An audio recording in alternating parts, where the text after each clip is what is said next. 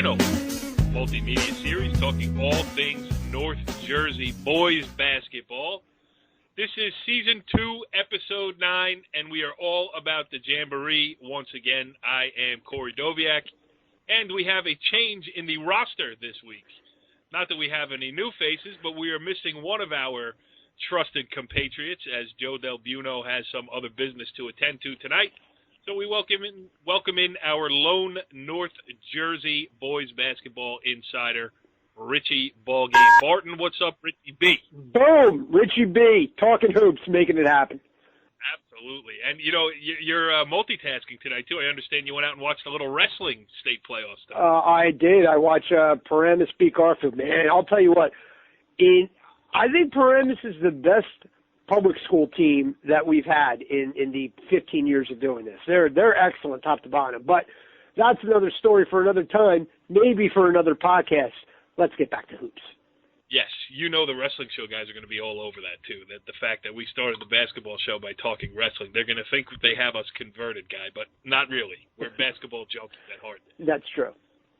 Good stuff tonight, actually. We have a great guest list. Everybody is talking about Cresskill boys basketball, the Group 1 team that can. They beat Hackensack this past weekend in the round of 16, and senior Matt Flood will join us, as well as Cresskill head coach Mike Doto. They're coming up shortly. And we also have Bergen Catholic head coach Billy Armstrong, his team coming off an impressive win over Northern Highlands in the round of 16. They get Bergenfield next, so we'll get his thoughts on that.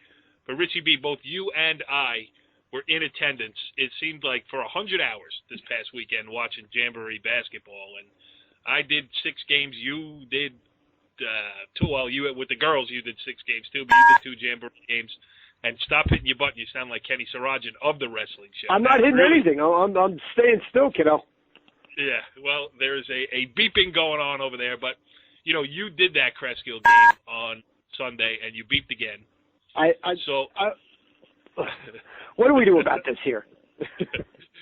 We don't do anything about it. We continue. Mistakes at all. Here on NorthJerseySports.com, it's what we're most famous for. But you were at that Cresskill Hackensack game. I've seen Cresskill twice. This was your first time seeing them. How impressed were you with the Cougars? Very, very impressed. Especially, I mean, the crazy thing is that they made a lot of mistakes in the first half. A lot of turnovers in the backcourt that led to points. Matt Flood hitting those 2 buzzer-beating three-pointers at the end of the first and second quarters in what basically was an even half. You look up and Creskill's up 7. But in the second half, it was all Cresskill. They broke Hackensack zone pressure at will, got a lot of easy baskets. To be honest, I was very impressed. I was equally as impressed by them defensively. I don't think they didn't make too many mistakes, and they made Hackensack, you know, especially in the second half, really had to earn their points, and that's what impressed me the most, I would say, about them. Yes, and listen, they got the bye, they got into the round of 16, they had to win one. You know, they were the 10 seed. The committee showed them a lot of respect by giving them that first round bye, and it was well-deserved respect. But it would have been a disappointment, I think, if they had been one and done in this tournament. Next, they're going to go up against St. Joe's. Listen, St. Joe's the obvious favorite in that game, but we'll see how far Cresskill can take this thing. I mean, they're past the point of being a good Group 1 team. They are a good team, and we'll just see how good, because they're going to get a stiff test this week against St. Joe's. We're going to go around the rest of the Jamboree. We will do all that. We will also play Empty That Recorder and dump out some of the interviews that I did over this past weekend. We got to talk Cresskill basketball because everybody in Bergen County is talking about Cresskill basketball, coming off an impressive win against Hackensack in the round of 16 this past weekend. And we have 2 members, one, Senior Matt Flood, our first player guest live on the phone this year. Matt, thanks for joining us here on Talkin Hoops. Thank you. And is it true that you were very excited to meet Richie Ballgame Barton? Oh, of course, yeah. I'm thrilled, man. So, you are Richie's first and probably last fan. Well, maybe second, because our second guest joining us right now is Cresskill head coach Mike Doto. Mike, what do you think of Richie Ballgame? He's all right. It was good to see him at the game on Sunday. A tepid endorsement at best for you, Richie B. What do you think? I love it. Well, you're an easy guy to please. All right, let's talk a little Cresskill basketball. Matt, I want to talk first to you. I covered your first or second week of the season, that game at Dwight Englewood on a weekend. And when I interviewed you guys after the game, I think it was DeCandia and Sean Kelly, the words "the rack" kept coming up, where the Group 1 final is going to be played this year. You guys have had that goal in your mind probably since last year when you lost in the state sectional final. You've been focused on that goal. You haven't been afraid to, speak publicly about your goal. How about Cresskill basketball now? Can you feel it's starting to come to fruition here a little bit? You guys are on such a roll.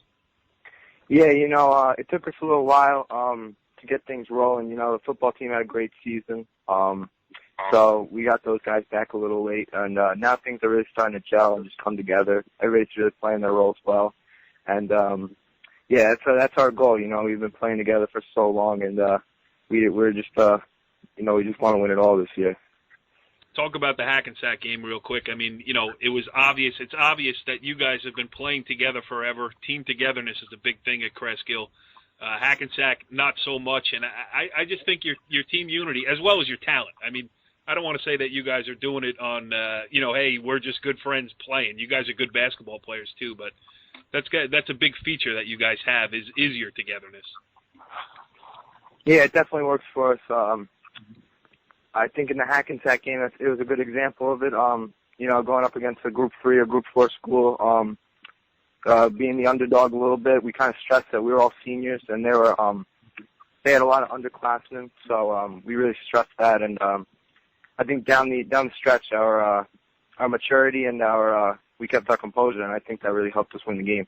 Go ahead, Richie B. You asked Coach Doto a question. You saw their game. Did you have to prepare for that game a little bit differently for two reasons? One, because Hackensack is so athletic, more athletic than anyone that you've faced so far, and also because it's really the first time that you've been in this, considered an underdog. I mean, every team goes into their Cresskill game saying, "Oh, this is our shot," to see how we stack up against Cresskill, and now it was your shot to see how you stack up against the Group 4. Well, we were well prepared for the game. We had scouted them a few times, had a few looks on them, and our team, like Matt said, we knew they were young. They're very athletic, they're very skilled as well, but we knew they were young. We knew if we got on them early and if we kept our composure, that in the end we felt comfortable that we could pull out a close game. And both teams played hard. They wanted to win just as much as we did. I think we did a few more things, correctly to execute a little bit better. We knew they were going to play that 1-2-2, three-quarter court press, and we've been working on it for about 2 weeks. As soon as we got our seed, we started working on breaking that, and we did a great job. The players really followed the game plan.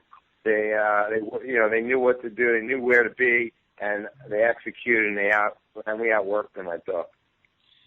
Mike, talk a little bit about Matt and the rest of these guys here because, it's been you've had them for such a long period of time. You don't get that opportunity often as a head coach in high school basketball to keep a group together for this long, and you've been chomping at the bit all year. You've tried to schedule up. You've tried to play, as good a competition as is allowed outside of your, league, the DePaul game, all that type of stuff. I mean, just talk about this crew that you have. It's special, especially when you see it at a Group 1 school. Not that Cresskill doesn't always have a good bunch of players, it seems like, but this one specifically. Yeah, we knew this group was going to be special. I knew probably about 7th grade when I started coaching these guys in an AAU, but I had been hearing about how good they were and how hard they worked and how skilled they were, a few of them. So then 7th, 8th grade, I started an AAU team with these guys. And right away, I knew, at least, that this was going to be a special group. And we won a few tournaments. Guys are playing really, competing at 7th and 8th grade, competing in AAU games every weekend and really getting after it. And, take a guy like Matt Flood, if you drive through Cresskill, you'll see him down at the courts, almost all the time when the weather's nice. And he really worked at his game coming into this year, even more so than last year. And he's really stepped up his game now. And then, like Matt said earlier as well, Sean Kelly came off a great football season. He's starting, he is now back in full form. He's had 20 points the last 2 games. He's averaging up to about 15, 16 points a game now. And then the other guys just playing their role. Zach Garcia is our main ball handler. He's doing a tremendous job for us. AJ Gentile does a lot of the dirty work. I got a few calls from other coaches telling me that they love number 42 in the game on Sunday. Charles Oakley. AJ didn't even make a basket. He had a couple fouls, but he did all the dirty work. He's Charles Oakley. Yep, he was getting after it. And then we had Matt Farrar come up with the bench, did a great job. And our quiet man is Nick DeCandia, who, plays the other team's best offensive player and just, quietly kind of holds that player in check. And we also have another player that does a great job for us. Luke Kushner comes into games and can hit a 3 and change the momentum of games. So we feel that we got a good, a good group of guys that know their roles. They're all starting to get it now, and we're excited about our opportunity on Sunday. Yes. Richie, go ahead. Talk about that opportunity on Sunday. I mean, as big of a win as it was over Hackensack, being a Group 4 team, we're all, you're a senior-laden team. They're, filled with underclassmen. This St. Joe's team, I mean, they have the similar thoughts as you do. I mean, they're thinking Jambo title. They're thinking state title. Just talk about how big of a challenge this is and what you have to do to be successful against a team that's equally as disciplined. Well, we were telling our guys that today, that this team is for real. They're very good. They're very talented. They got good size and strength. They're disciplined. They're well coached. So I've been just trying to stress to them that, they're very similar to us. We work just as hard as them. We got good size. We fill out every position pretty well as well. And that it's just going to come down to, I think, on Sunday, who's going to work hard, who's going to do the little things, who's going to box the guys out, who's going to get on the floor and get those 50-50 balls, and then who's going to execute when it counts most. And I think we need to be focused. We need to be disciplined. And, and I know they're going to give effort, so that's not even a factor here. But we just got to be, like I said, we got to be focused. We got to be, we have to execute the game plan, and we just, we're giving our best shot. We feel confident, though. Matt, talk about this opportunity that's in front of you guys. I mean, listen, you've already, no matter what happens from here on out, you've already had a great run. I mean, for a Group 1 team to get a bye into the main draw in the round of 16, then to win, in that game against the Group 4 team, you've already accomplished a lot. But what are you guys thinking? I mean, if you lost that game, would you be like, we weren't supposed to win anyway? I know what your answer's going to be because you're a gym rat and a basketball junkie. But talk about this opportunity that lies in front of you and whether or not you guys feel like the pressure is off. I get the feeling that you guys are really trying to win this thing. Yeah, it's a huge opportunity for us. I know last year we kind of had the mentality after we lost to Glenrock. It's like, we have next year, so don't worry about it. But this year, it's our last year. We're all seniors. Can't have that mentality. And the Jambo games are like the big games, like the DePaul game. We highlight them on our calendar because they're just big games and big opportunities for us to put our name out to the rest of the county that we can play. And it's going to be a huge opportunity for us. St. Joe's, like Coach Doto said, is a great team, very well coached. Similar to us, and I think it's just going to be a battle between the two teams. I think it'll be a good game. Yeah, I mean, I'm looking forward to seeing it too. How do you think the big court at Ramapo College, does that help you, hurt you, you don't care, or how do you feel about that? I think we've done our fair share of conditioning in the preseason with Coach Doto, so I think it'll help us out. Yeah, I bet you're probably right, Mike. Any suicides in there at all? No.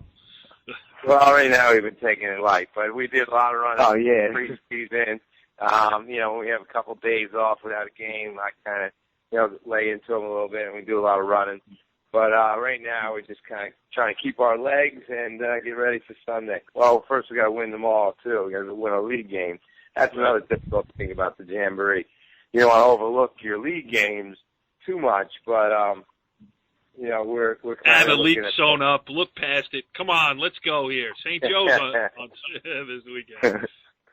But Mike, talk about the opportunity. How much do you tell these kids about Because this is win or lose, they're going to be talking about this game for 25 years. At the 25th year reunion of the class of 2015, they're going to be talking about this. How much do you get into big picture with them? Do you treat it just as another ball game? No, we know that it's just a little bit bigger than just a regular game.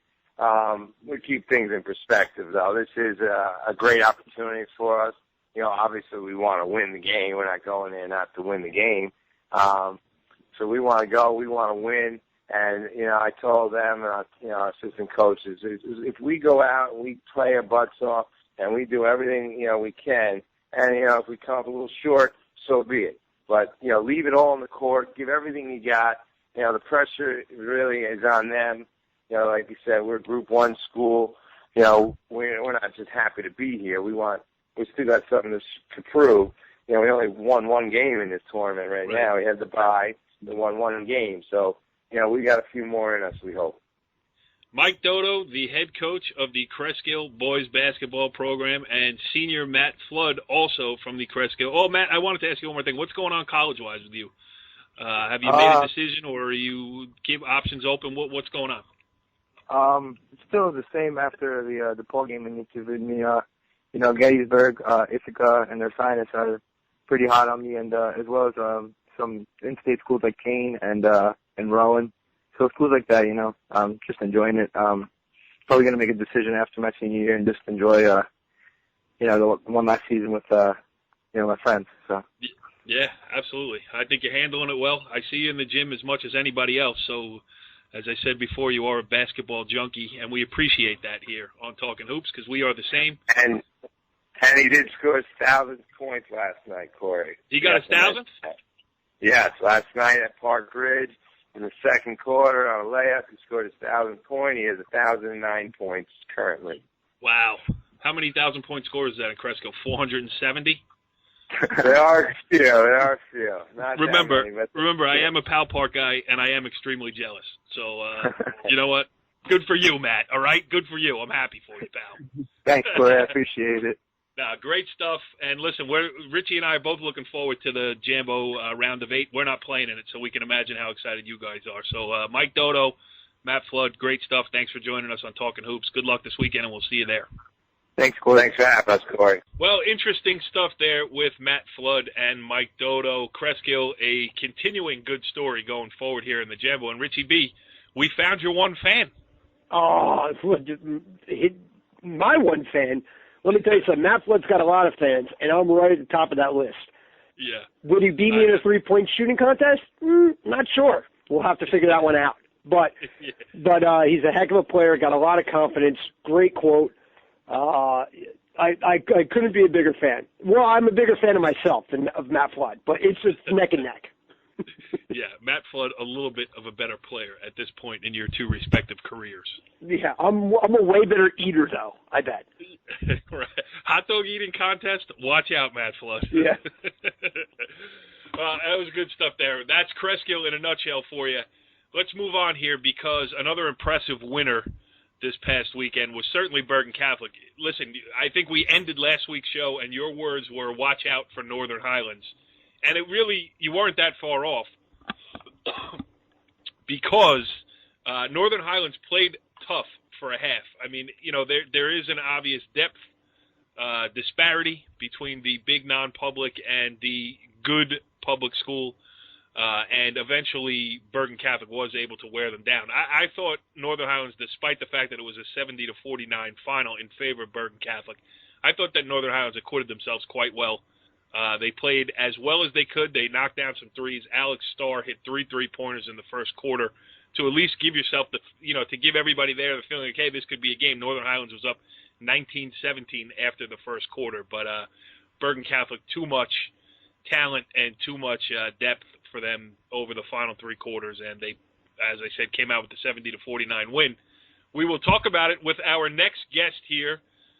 Busy schedule this week for Bergen Catholic head coach Billy Armstrong, still kind enough to carve out some time and take a couple minutes to join us here on Talkin Hoops. So much, guys. I appreciate it. Well, we appreciate your time. And let's start with the game that just was here in the round of 16 of the Bergen County Jamboree. Northern Highlands a representative effort. Certainly gave you all you could handle early. They had a 19-17 lead after the first quarter, made some shots, and established themselves in the game. I thought what you guys did was just weather that early run, keep your composure, and just keep doing what you do until you were able to wear them down a little bit. Superior in size, superior in depth off the bench, and I think you did a good job of just letting it happen instead of going out and getting yourself in some bad spots. And I thought Highlands played really well against us. I thought one of the things that helped us, I think we kind of were able to kind of wear them down towards the end, and they wound up having maybe some turnovers they normally wouldn't make, and we were able to get some run out, easy baskets and layups and stuff. It's partly because of Salem's pressure. We have Todd Benning, who comes off the bench for us, who's only a sophomore. I think is going to be a really, really good player for us. He actually started in the game that we played against Bosco. We played him at home. He's another just kind of a point guard, combo guard that can make shots. He's also strong, so he can finish at the basket. And then, so there's definitely other supporting cast there. Anthony Uribe from Hackensack, I think he had 10 points in the game. And I think it was a 3-point game at one point in Highlands in the second half. He made a 3 and then got a driving, fast break layup that gave us, got us going and kind of on a run and stuff. So there's definitely guys there. And then point guard Riley Welch, he does so many things for us. It doesn't kind of show up at the box score in terms of being able to get us into sets and get us to settle down at times and things like that. So, and he's actually a good 3-point shooter as well. Doesn't take a lot of shots, but we got maybe 4 or 5 guys. Ray Cortez came off the bench for us. He was another sophomore. He's going to be good. He made 3 threes against Highlands. So we got about 4 or 5 guys that can make outside shots, which kind of opens things up for us, and it works both ways. So it gives a little more space inside to get to the rim and stuff. Phil, can you remember a year? I was talking to Kevin Diverio a little bit about this too, where the top 4, 5, 6, 7. Kevin went all the way down to 10 with Cresskill. We had Matt Flood and Mike Doto on earlier on the show. You guys have been, you and the non-publics have been banging heads against each other all year long. You never know who's going to win those games. It's a point here, it's a point there. Can you remember a year where it's been this really wide open at this point of the Jamboree? I really can't. I think, the Ramapo Teaneck game are 2 very good teams that have, potential that, they could win it. Our game against Bergenfield, Coach Rivard is just, an outstanding coach for so long.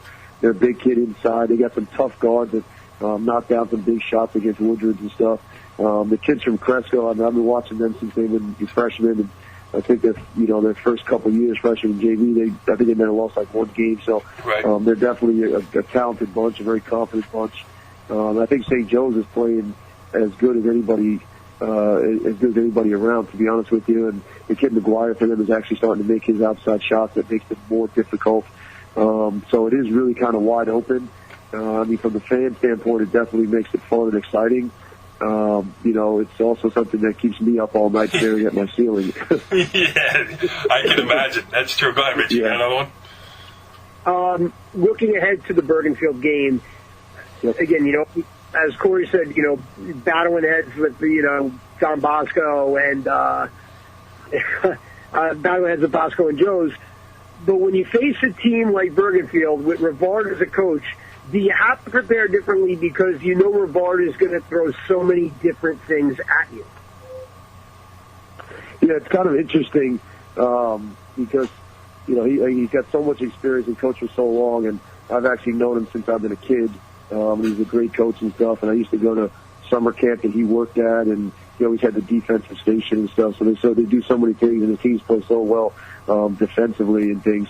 To be perfectly honest with you, maybe I'm just, I don't know, maybe not the smartest coach, but for us, I think sometimes, like, as coaches, if we try to kind of complicate things, it confuses our kids. Right. So I really try to keep it as simple as we possibly can.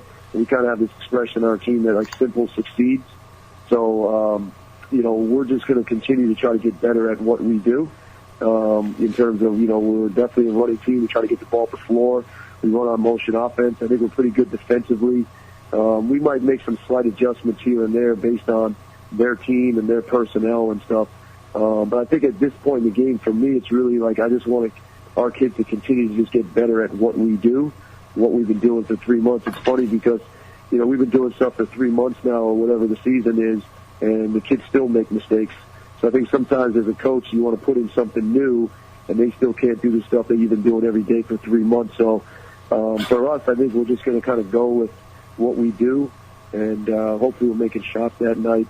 And unfortunately, I have no magic. Yeah, and that's the thing. I mean, it's such a great tournament this year because you really, well, first of all, I always say that, the first round is great stories because, it's small schools. Let's see if they can win a game. They work so hard to get into the Jamboree. Sure. And they get there, and if they win a game, like Omawa, to win that first round game against Hasbrook Heights, for them, that's a great story, great season. Absolutely. But once you get to this Final 8, now it turns into a great tournament. I mean, look at the names here. Don Bosco Prep, Bergen Catholic, St. Joseph. You add in the great Cresskill story. You got Marty Rivard at Bergenfield. These Ramapo kids who've been playing together for a long time. 4-time defending champion Teaneck. And Group 4 Ridgewood, which impressed, to me, was as impressive as anybody else this past weekend here. So, good luck picking a winner. Well, Coach, you say the things about coaching that keep you up. I mean, for us, good luck picking a winner. Right. Yeah, absolutely. Yeah. It does make it, it definitely makes it an exciting tournament.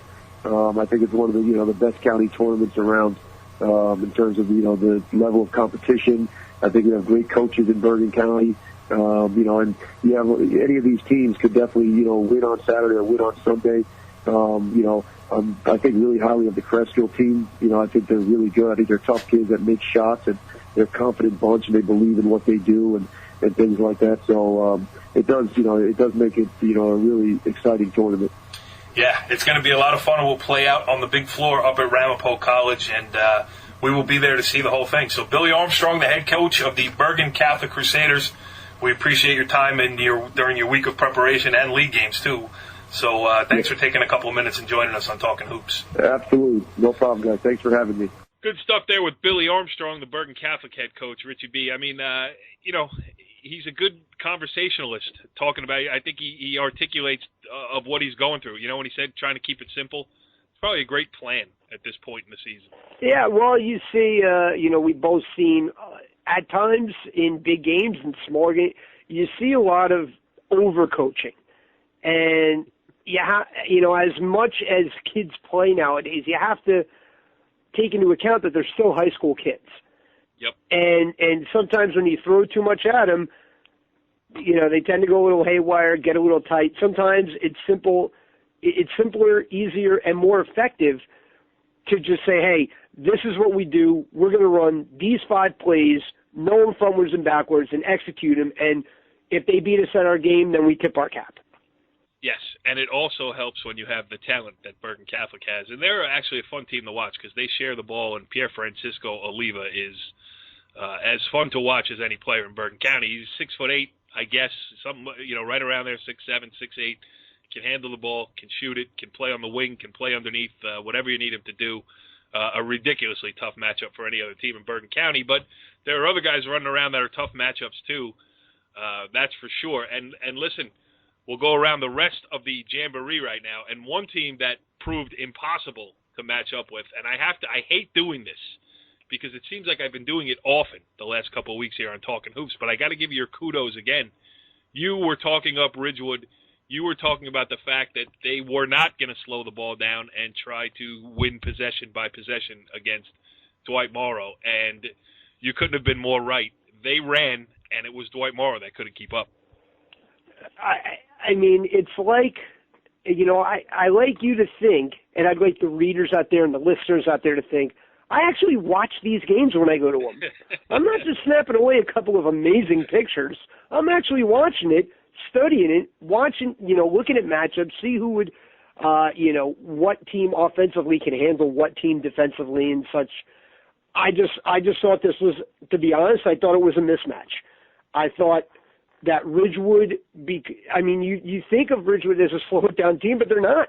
I mean, John Davila, Tyler Perfido, Tyler Sullivan, they really like to push it up the court, and when they do, they like to go all the way. They're not just pushing it up just to get it over half court and then get into an offense.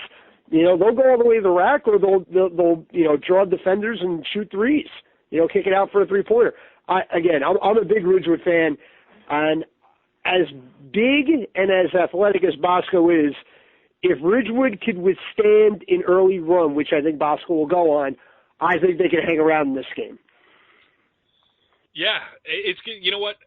Well, first of all, I got some quotes from them. We'll get to them in a second. But when you bring that up, and I asked the question to a couple of different people, the big floor at Ramapo College, is it going to help or hurt Ridgewood? Now, against Dwight Morrow, they did a lot of running, and you could see about midway through the second quarter, they were starting to suck a little bit of wind. I mean, they already had a huge lead. Head coach Mike Troy was able to take some guys out, and they didn't, they just kept building on it. So it speaks to his bench strength. But also, you wonder how that big floor is going to affect them, because they're not going to be able to get as many easy baskets in transition. I mean, Bosco will stop the ball, which was something that was lacking on Sunday there. So it's going to be – I'm definitely curious to see, can they keep up that pace for 32 minutes against a good Bosco team? Bosco, obviously the favorite. They are the number 1 seed. Ridgewood is the number 8. But let's hear what Ridgewood had to say about some of this stuff in a little segment that we like to call – and now it's time to play everybody's favorite game here on NorthJerseySports.com's multimedia presentations. It's Empty That Recorder, sponsored by the Bergen County Education Association. Bergen County Education works because the BCEA works with you. I love that music. It's just so regal, you know? It really is. And it's definitely my favorite game. Out of the one games that we play here. Yeah, out of one, it's definitely number 1. Right. On the wrestling show, we play Coach's Question of the Week with Kenny Sarajan. So it's definitely in the top 2 on NorthJerseySports.com multimedia presentations. One of the guys I talked to is obviously Ridgewood head coach Mike Troy. And Mike Troy, we had him on the show earlier this season. He's just very conscious of Ridgewood history, their absence from this round, getting into the quarterfinals here. And you couldn't be happier for the guy, because they played such a great game. They move into the round of 8. Well, they will play the top seed. They earn their shot at Bosco. And Mike Troy talks about the difference against Dwight Morrow, or actually what made the difference against Dwight Morrow. I mean, if you look at the shot chart, they struggled from outside the 3. Going in, I knew they'd take about 33s, but they'd shot at a very high percentage this year. Today, the 2 things I thought we did, we closed out well, and we crushed them on the boards, which allowed us to get out in transition, and we won those 2 battles there. And that's going in, that was our game plan. Going in, we talked about it on the show that we thought you would opportunity break, but instead you took every opportunity to break. Yeah. It was a little different. A lot different, and we've made our own opportunities this year instead of hoping for other things to fall. And a real credit to the guys. I mean, you've seen us over the last 2 years struggle, and some of these guys were there, and they fought like hell. And I think that it's all kind of coming into where I thought we'd be, or where I hope we'd be. Yeah. You're going to the quarterfinals for the first time in 10 years. In a while. It's something that was a goal of ours. Silently, they had asked why didn't we play at Ramapo College in the early, the first weekend, and I kind of jokingly, half jokingly said we'll be there later, and now it's there, and very happy for them. Richie B, our friend Greg Matori getting a question in there. Yeah. Hey, listen, sometimes people jump in. You just got to roll with the punches. Absolutely. So good stuff there from Mike Troy. And he talked about it. There's been a long absence from the quarterfinals for Ridgewood. It means something to these guys. It's what's great about the Jamboree. It's hard to get into. It's hard to win games in it. And John Davila, who is a senior point guard on Ridgewood, he certainly has a feel for what this all means. 10-1, game over. What happened? Basically our game plan was to just run up the court. We thought that our team's pretty fast, so we thought we could beat them in transition. And that was basically our game plan all week, and that's exactly what we did when we came out. Do you think you caught them a little bit by surprise? Because that's what they like to do. Yeah, I think they kind of came into the game falling asleep on us, and we just got the quick jump, and they couldn't come back from it. How crazy is this? I mean, a 30-point win in the Jambo to make it to the quarterfinals. Ridgewood hasn't been this far in the tournament in a long time, and you guys made it look easy today. Yeah, it's pretty crazy because this is my first time in the county tournament, and I'm a senior now, and I've been on varsity since sophomore year, and this has been my goal basically since I came on varsity to make it to the Jamboree. And we're finally here in my first game in it. We won by 30, so it's pretty crazy. Pretty crazy. Moving on. Good stuff for Ridgewood. and they will play, as I mentioned, Don Bosco Prep this weekend. Speaking of Don Bosco Prep, they are the top seed, and they took apart Mawa a little bit. But listen, as I mentioned earlier with Billy Armstrong, for Mawa to get into the tournament and then to win a game is their tournament. You know, eventually they're going to go out, a school of that size. It was a great run for the Thunderbirds, who were just on fire coming into the tournament. They proved something by winning a game. But Don Bosco Prep, Richie B, looks awfully tough to beat. Yeah, I mean, when you have experience and size and speed, yeah, I mean, this is a team that has really the total package. And to get a top seed in the Jamboree, you must be doing something right. Yeah. And go ahead. No, I mean, they just have all the components. I mean, if you want to play an 80-70 game, they could do that. If you want to play a 40-36 game, they could do that. And as I said in an earlier podcast, when you have a team that can adjust to any style and be equally as comfortable, that's what championship teams are made of. Yeah, I really didn't know what to ask Kevin Diverio after the game. I mean, it was a 30-point victory, but it led to the question of, for Mawa, it's their Super Bowl. It's their chance to step up in class to play against a Don Bosco. And for Bosco, they've been, under Kevin Diverio, they've been so successful in this tournament. I was wondering about motivation for Bosco. The team that's going to be playing them in the round of 16 is going to be up for them. How do the Ironmen kind of, return the favor and match that energy? They obviously did it. And Kevin Davila talks about that a little bit. I think we've been playing with a lot of enthusiasm lately, which is a good thing. And I had seen them twice, and I saw them drill two teams, and I saw them knock down threes. I thought they were better than a 16th seed. So you had some. And I thought our kids came in hungry, and I thought they executed at both ends of the floor. I thought we were ready to play today. And how about next week? Well, it's going to be a funky matchup. It's going to be interesting to see them on the big floor. I mean, they ran all over Englewood today. And they're good. Similar to us, I don't think like any superstars. But they get out and they share the ball. And, if we're not good in transition defense, we're going to have some issues. And do you remember a year where the top 4 or 5 teams are this? I mean, I think there's a lot of parity. Yeah, I think you could go up to 8. Yeah. I mean, one team next to 5. I mean, you can go to 10 if you include Cresskill. True. Because that didn't surprise me. I think Cresskill's really good and they're senior dominated. So I think at this point, any given day, anybody can beat anybody. Any given day, anybody can beat anybody. No truer words have been spoken, especially when you're talking about this year's Bergen County Jamboree. Maybe we'll be in for some upsets, but I think it would be just as big of an upset if all the favorites won as well, because it is that different this year. Because, as I mentioned, Teaneck is the number 5 seed. Teaneck is also the 4-time defending champion. They could win this thing, or they could go out this weekend against Ramapo, because Ramapo's been playing as well as any public school in Bergen County from start to finish. It's a subject that we neglected to talk about on last week's show, as I was reminded that I did not speak at all about Ramapo last week. Richie B, do you believe that, though? I mean, I would have to go back and listen to the tape, but do you think a show actually went by where I didn't say a word about the Green Raiders? I'm surprised once you were alerted to this information, I'm surprised you didn't cry on your pillow for like 3 straight days. I know you were a Ramapo homer, and you're unabashed about it. But let's face it, they're both having great seasons, but in different ways.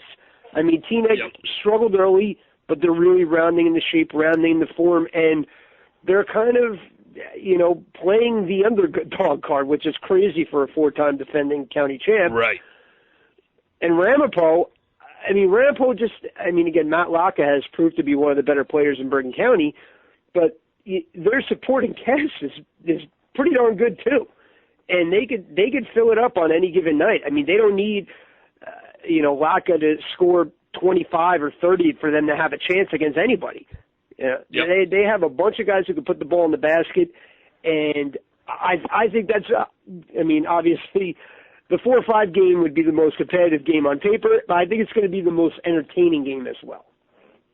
Yes, and this group of juniors at Ramapo, and they have such a deep junior class, Matt Locker being one of them, and he didn't play when they won the freshman county tournament 2 years ago because he was already on the varsity level. But the other guys, like Joel Hagan, who was battling an ankle injury, hit 2 big shots that Ramapo really needed against Cliffside Park. And we should mention what a great job Cliffside Park did hanging in that game.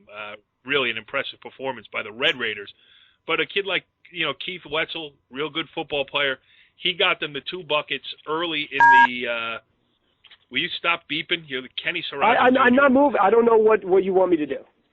I want you to stop hitting the buttons. I'm not hitting the buttons on my phone. I'm just sitting here. I'm sitting in the same spot for the past 40 minutes. Well, something is leaning on your phone. Can I talk about Keith Wetzel? by all means, Now, Keith Wetzel had 2 big baskets for them that gave them the lead. I think it was at the start of the 4th quarter. I'm looking through my notes here, but my notebook is so messed up from this past weekend with 100 games that I can't find exactly where it was. But I know it was back-to-back situations. I just found it. To start, the Cliffside was up 26-25 at the end of the 3rd quarter, and then Wetzel hits 2 baskets in a row to start the 4th that gave them the lead for good. They never pulled away, and that's a credit to Cliffside Park. But it was, Cliffside Park played an aggressive box and 1 defense against Laka. Ramapo had to find other guys to fill the void, and they did that. So a credit to them. Getting back to Teaneck, though, and Richie B., I've been talking about him since I saw him against Tenafly for the first time 2 weeks ago. Jacquay James, the freshman, playing a lot of point guard. It's a man crush, officially. You love his game. I do love his game, and I love his confidence, too. Ramsey in that game against Teaneck could not have been hotter. They hit 6 of their first 7 shots, 7 of their first 9. They went nuts right out of the gate against Teaneck. They were up 16-3, and Jacquay James never panicked. None of the Highwaymen actually panicked. I'm just using him as an example. They just got right back in it. They crawled to within 19-12 at the end of the first quarter, and then they came back to even take a 10-point lead at the half. So a great job by Teaneck. They gave up early points and then very few thereafter. I caught up with Jerome Smart, and I asked him if it was listen to the clip. Did you do that on purpose? Bought him a little lead? No. I mean, quite the contrary. I wanted to come out and I wanted to jump on them, but they jumped on us. But it's like a prize fight. If they don't knock you out, still got a chance. We weathered the storm. We were able to get off the mat and come back and play pretty decent for the rest of the game. And I thought when you put Kevin Gibbs in, kind of solidified things underneath, and I thought he was big for you today. Right, he's been coming along. He's one of the big additions for us. He was playing just JV, and we saw the development in him, and he's been working hard, and we rewarded him big time down in Atlantic City. He showed us stuff down there. Then last week, and now he's just earning more and more time. Talk about your backcourt. I mean, it's going to be an old topic soon by the time these 2 get out of here. But yeah. I don't know, they're fun to watch. And I'm down there in Jacquay's going, they're shaky. I mean, he is a confident kid. Yeah, I mean, what can I say? I'm very blessed to have had good guards here in my 5 years, and I got 2 more here now, and we're excited about now and moving forward. This is a big win for you guys, though. I think for outside perception, not necessarily what you guys are doing amongst yourselves, but people saw Ramsey as a team with 5, quality starters. Can they play with Teaneck? Hey, we just have to keep coming out, proving to people that, that we're going to be a quality program year in and year out. I think people thought that, they saw the losses early in the year. They knew a lot of people had left the program, whether it's graduation or transfers or whatever. But we work hard, we develop our kids work hard, they're hungry, and they have pride. And, I think the pride is starting to come through today. A quick word about Ramapo next week. I know you got games in between, but... they're very physical. They got decent size. We'll go back and we'll scout them a little bit, and we'll have a game plan put together for them. All right, so we talked Teaneck. I did talk Ramapo, right? I just have to make that clear. Barely. Is there anybody on the Ramapo roster that I did not name that I should go back and name right now? Frankie Aiello, Macapazzi, all good players. What about the kid Gordon, too? Yes, that's right. Chris Gordon, that's correct. So we'll mention those. Ryan Curtis. Good stuff there with Jerome Smart, too. I have Teaneck flying a little bit under the radar. And as you mentioned, that's crazy because they're the 4-time defending champion.